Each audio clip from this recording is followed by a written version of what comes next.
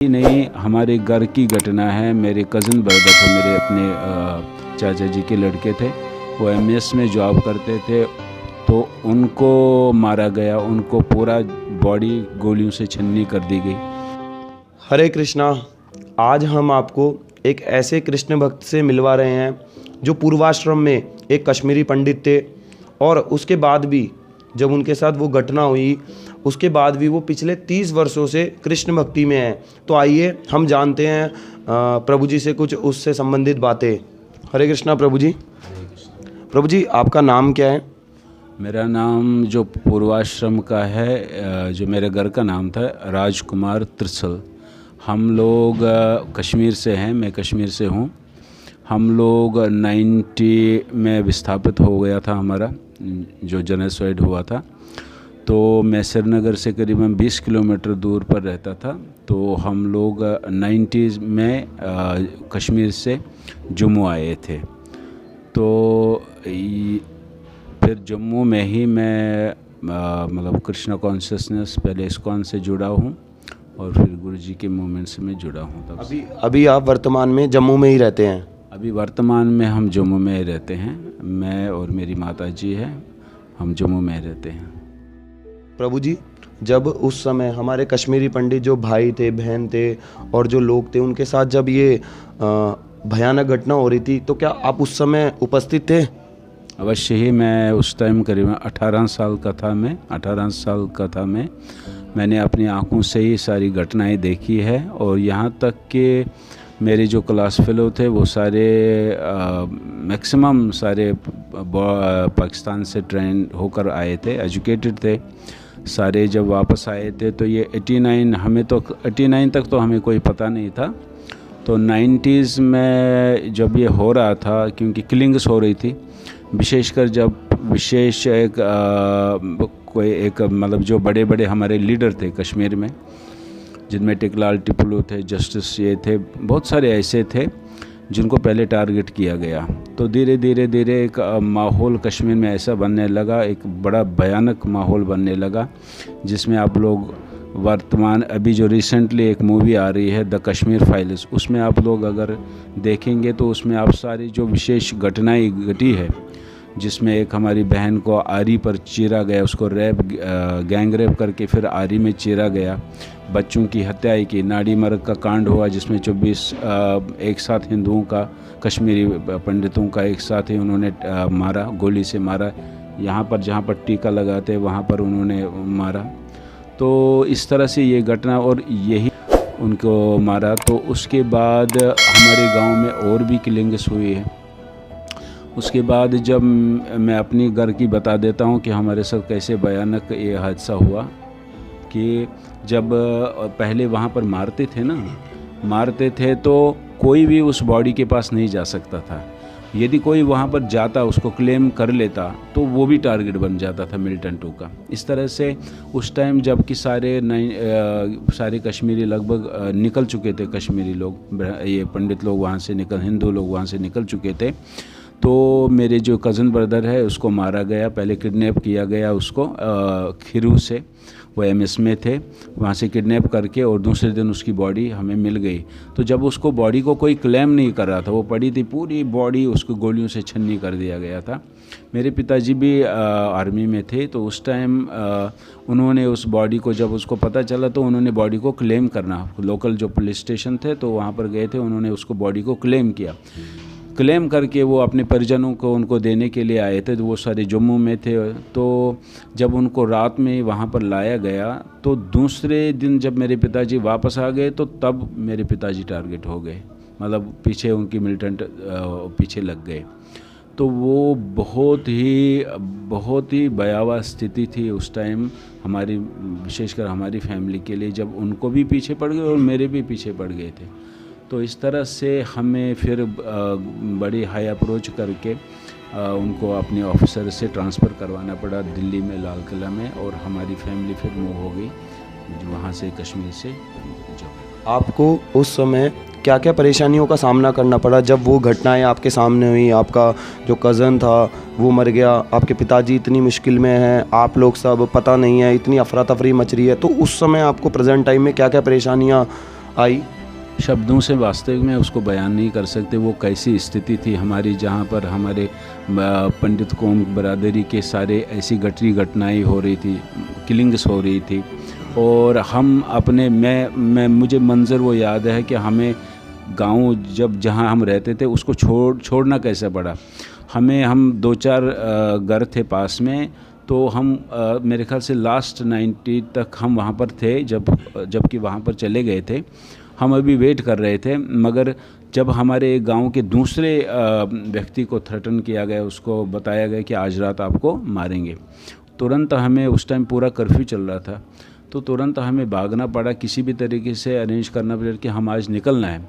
तो फिर आर्मी ने हमने पिताजी को बोला, तो पिताजी ने, उस टाइम जनरल थे, उनको फ़ोन करके पूरा हमारी जो एरिया वो क्रैक डाउन किया गया। रात के 7 बजे में मुझे वो दृश्य अभी भी याद है कि मेरी माँ बिल्कुल, उनको पता नहीं, क्योंकि हम गांव में रहते, बिल्कुल उनको पता नहीं कि कहाँ जाना है, क्या कि अखरोट थे, वो अखरोटों को छील रही थी। तो मुझे उसको बोलना पड़ा कि माँ अब हम यहाँ नहीं रहना है, हमने यहाँ से जाना है। मुझे वो मंज़र याद भी आ रहा है, तो बड़ा हृदय विदीर्ण वाली वो बात है। जब मैंने उसको उठा दिया, और हमने कुछ भी नहीं लिया, उसमें क्या ले लेते, जब मिलिट्री की गाड़ियाँ थी तो उसमें क्या सामान भरते। मेरी 3 बहनें थे, उनका सामान, उनकी शादी होने वाली थी, उनका सामान सारा पड़ा हुआ था। तो उस अफरा तफरी में जब हम अपने जान को बचा रहे थे, तो इसमें हमने उस टाइम थोड़ा सा जो भी बहुत था, तो हमने एक गाड़ी थी, वो छोटी सी गाड़ी, उसमें वो सारे जवान भी थे, वो थोड़ा सा हमने जो भी हाथ में आया वो ले ले, बाकी सारा उधर रहे। तो इस तरह से हमें कश्मीर से वहाँ पर निकल। प्रभु जी, ये जो घटना है ये है तो बहुत दुखमयी, और अभी भी आपको जब याद आती होगी, मुझे पता है दुख होता होगा आपको, लेकिन प्रभु जी आप इस घटना से उभरे कैसे?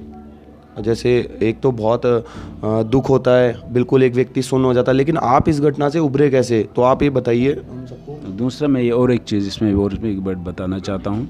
जब हम कश्मीर आप लोग सब जानते हो कि कश्मीर में 30-32 डिग्री से ऊपर तापमान नहीं जाता है, और मेरे मैक्सिमम 8 महीने लगभग ठंड रहता है, और 4 महीने बहुत अच्छा प्लेजेंट वेदर रहता है। आप लोग जानते हैं वहाँ 30-32 से ज़्यादा तापमान नहीं जाता। और जब हमें पलायन करना पड़ा कश्मीर से जम्मू, और जम्मू बिल्कुल बात है जहाँ पर 45-47 डिग्री तक तापमान जाता है, जहाँ पर पूरा ना हमारे कोई रहने की जगह, ना कोई बैठने की जगह, ना भाषा, विशेषकर हमारे जो बुज़ुर्ग हैं उनकी कोई भाषा नहीं, जो गांव में रहने वाले लोग, जिनकी ज़मीनें थी, बागान थे, जो अपने जिनका जैसे मकान थे 3-3, 4-4 मंजिल, आप सब जानते होंगे। तो जब हम यहाँ से पलायन करके आ गए, तो वहाँ पर हमें जब जम्मू में थोड़ा सामान लेकर एक कमरे में रहना पड़ा। एक कमरे में मानो सामान है हमारा, एक कमरे मेरी 3 बहनें हैं, मैं हूँ, मेरे पिताजी हैं। और उस टाइम बताओ, आप समझ सकते हैं इसको कि कैसे हालात रहे होंगे वहाँ पर जब हम वहाँ से वापस। दूसरा, उसके बाद आपने प्रश्न किया था कि कैसे हम इस स्थिति से उबरना, तो संभव नहीं है, क्योंकि अभी भी हम आंखें बंद करते हैं, या अभी भी हम जब रात को सोते तो हम अपने घर में होते, अपनी कश्मीर में होते हैं। हमें वही गलियाँ, वही मोहल्ले जहाँ पर हमारे उनका बचपन गुजरा है, जिन बागानों में से हम सेब थे, अखरोट थे, बादाम थे, केसर था, विभिन्न प्रकार के फल थे। तो वो चीज़ें, और विशेषकर जहाँ पर आप लोग ने बचपन गुजारा हो, तो वो स्थान से कभी भी आप अलग नहीं हो सकते। तो इस तरह से उभरना तो संभव नहीं है, मगर एक ये है कि समझौता, परिस्थिति, हालातों से जीना तो है। मगर मेरा सौभाग्य ये रहा है कि मैं जब 90s में जम्मू में आ गया, तो तुरंत ही 90 में ही मैं इस्कॉन के डिवोटियों से मिला।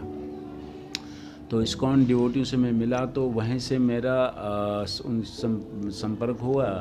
तो वहाँ से मेरी थोड़ा सा आध्यात्मिक में मेरी प्रवेश का मिली उस इस्कॉन के द्वारा।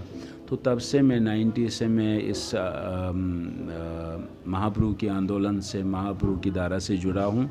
तो ये भी एक था कि हम लोग थोड़ा सा इससे एंगेज हो गए, कुछ सोशल एक्टिविटी से, कुछ इस आध्यात्मिक से धीरे। और दूसरा, जो हमारी कम्युनिटी है वो भी थोड़ा अपने बच्चों की, क्योंकि इससे तो जिया नहीं जा सकता, रो पीट कर तो जिया नहीं जा सकता है।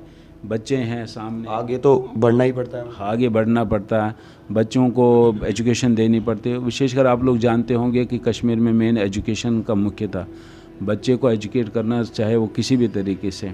तो इस तरह से धीरे धीरे हालात बहुत बुरे रहे। आप मैं बता नहीं शब्दों के साथ। अब जब हम वहाँ से आ गए तो हमें टेंट अकोमोडेशन मिली, टेंट, समझ सकते, जम्मू में। तो वो उसकी एक क्लिप्स भी आती हैं, आप लोग देखना चाहे तो वो मूवी में दिखाए भी गया है। तो टेंटों में रहना, टेंटों में सांप थे उस टाइम, सांप के डसने से कितने लोग मर गए, बिच्छू के डसने से। और हवा जब चलती थी रात को, मुझे याद है जब टेंट होते थे रात को, जब हवा ज़ोर से चलती थी सारे टेंट गिर जाते, तो सारा बिस्तर सारे बच्चे सारे इस तरह से आप समझ सकते, जो 3-3, 4-4 मंजिलों के मकान में रहते थे। तो वो टेंटों में रहकर, वो भी वैसी जगह पर जहाँ पर तापमान इतना है, हवाएं चलती थी, मतलब बड़ा ही बिल्कुल प्रतिकूल अवस्था थी। तो मतलब इतना सब कुछ होने के बाद भी तो कृष्ण भक्ति, ये कृष्णा कॉन्शियसनेस ने आपको बहुत संभाला और आपको बहुत पावर दिया, आपको बहुत बनाए रखा स्थिति, मतलब जीने के लिए। विभिन्न, देखिए जम्मू में आकर भी मैं समझता हूँ कि कश्मीरी समाज के लिए एक हर सिक्के के दो पहलू होते हैं। मैं अपनी बता देता हूँ कि मेरे लिए तो एक क्या था कि एक इसका पॉजिटिव साइड मैं बताता हूँ कि जब मैं इसमें आ गया कि हमें आध्यात्मिक जगत की कोई जानकारी नहीं थी, जबकि कश्मीर माना जाता है कश्यप ऋषि के द्वारा, जो हमारे कश्मीर है वो कश्यप ऋषि के द्वारा प्रकाशित वो स्थान है, जहाँ पर ऋषि मुनि, जहाँ पर शारदा पीठ है, जहाँ पर मध्वाचार्य आए, जहाँ शंकराचार्य की आए, जहाँ पर बड़े बड़े आचार्य, बड़े बड़े ऋषि आए, जहाँ पर तपस्या उन्होंने की, इसलिए वो स्थान जो है ऋषियों की स्थान कहा जाता है। तो वो बड़ी आध्यात्मिक, मैं जिस गांव में रहते वहाँ पर भी एक बड़े सिद्ध ऋषि थे, वहाँ पर उसी नाम से मेरे गांव का नाम है, जीवन सब उसको कहते हैं। तो हम जब वहाँ से आए कुछ तो था, मगर यहाँ से जब जम्मू में आ गए तो मुझे, जैसे मैंने बता दिया कि मैं हरे कृष्णा इस्कॉन से जुड़ा, तो उस तरह से धीरे धीरे उनकी सेवा करने लगे, धीरे धीरे जान पाए कि वास्तविक जीवन का उद्देश्य क्या है। तो मेरे लिए एक ये पॉजिटिव चीज़ बन गई कि मैं जम्मू में आने से मुझे मेरे गुरुजी मिल गए, सबसे बड़ी बात है। मेरे गुरुजी मिले, मुझे आध्यात्मिक जीवन मिला गया, मुझे थोड़ा सा जानने को मौका मिला, जीवन के वास्तविक जीवन क्या है इसको जानने का मौका मिला। और सबसे बड़ी, अभी हम महाप्रभु के धाम में हैं, नवद्वीप परिक्रमा में हैं, तो ऐसा सौभाग्य जो हमें मिला है गुरुजी की कृपा से, ये एक पॉजिटिव साइड था उसका। देखिए, इस मतलब वीडियो के माध्यम से अगर हम पूरी चीज़ जान सकते नहीं हैं, क्योंकि वीडियो बहुत बड़ी हो जाएगी, लेकिन प्रभु जी ने कुछ शब्दों में ही अपने जो मन के जो इच्छाएं, जो भाव थे, वो अभी हमको बतलाएं। और प्रभु जी, जो आखिरी सवाल है, जो भी ये वीडियो देख रहे हैं, मैं आपसे चाहता हूँ कि आप उन लोगों को क्या संदेश देना चाहेंगे? आप मैं यही बताना चाहता हूँ कि अगर आपको वास्तविक अभी जो वर्तमान में, पिछले मैंने भी वो मूवी नहीं देखी है, अभी मैं सुन रहा हूँ, क्योंकि हम लोग अभी नवद्वीप परिक्रमा से जम्मू से अभी नवद्वीप आए हैं मायापुर में। तो मैंने सुना है कि एक कोई अग्निहोत्री है डायरेक्टर, उन्होंने एक मूवी बनाई जो कश्मीर की रियल हकीकत को बयान करती है। तो सब लोगों में, जब मैं भी जो सोशल मीडिया में देख रहा हूँ कि सारे उसको बड़ा देखकर भावुक होते हैं और सब ये कहते हैं कि कश्मीर में क्या घटनाएं घटी है, उसको पूरा ये मूवी उसका इंसाफ दे रही है। इसलिए मेरी ये प्रार्थना है और मेरी ये मैसेज भी है, और मेरी ये कहते हैं कि एक तो पहले ये मूवी सब देखें, सबसे मेरी ये प्रार्थना है। दूसरा, हमें इन जो पास्ट में घटनाएं घटी है और वर्तमान में जो पूरे विश्व में जो ये इस्लामिक टेररिज्म भी कह सकता हूँ, कहना चाहिए, और जो ये इसका जो बढ़ावा हो रहा है, और विशेषकर अभी भी आज में एक घटना सुन रहा हूँ कि बांग्लादेश में हमारे इस्कॉन एक सेंटर को अटैक किया गया, पिछले बार भी उस पर अटैक किया था। इस तरह से जो घटनाएं घट रही है, तो मेरी इस कृष्णा कॉन्शियसनेस समाज से, इस महाप्रभु के जो अनुगत में, इस धारा में जितने भी लोग हम लोग जुड़े हुए हैं, उनसे मेरी प्रार्थना है कि वो हर प्रकार से अपने आप को तैयार रखें, हर प्रकार से जो परिस्थितियाँ बन रही हैं उनके साथ हमेशा तैयार रहें। बाकी महाप्रभु है, गुरुवर्ग है और राधा कृष्ण है, वो अवश्य ही रक्षा करेंगे, हमें सद्बुद्धि प्रदान करेंगे, और यही मेरी सबसे प्रार्थना है। और धन्यवाद। तो हम सब भी प्रभु जी से यही आशीर्वाद चाहते हैं कि हम सब लोग भी किसी प्रकार से इस कृष्ण भक्ति में बने रहे, और हम आगे भी आपको ऐसे ही वीडियो लाते रहेंगे। अगर आपको हमारी ये वीडियो पसंद आई हो तो इसे ज़्यादा से ज़्यादा शेयर करें, ताकि हमारे जो प्रभु जी हैं श्रीपाद राधेश प्रभु, अभी जो इनका भक्ति का नाम है वो है राधेश प्रभु, तो प्रभु जी की स्टोरी के माध्यम से बहुत लोगों को शिक्षा मिल पाए। इसलिए आप इसे ज़्यादा से ज़्यादा शेयर करें और हमारे चैनल मन शिक्षा को सब्सक्राइब करें। हरे कृष्णा।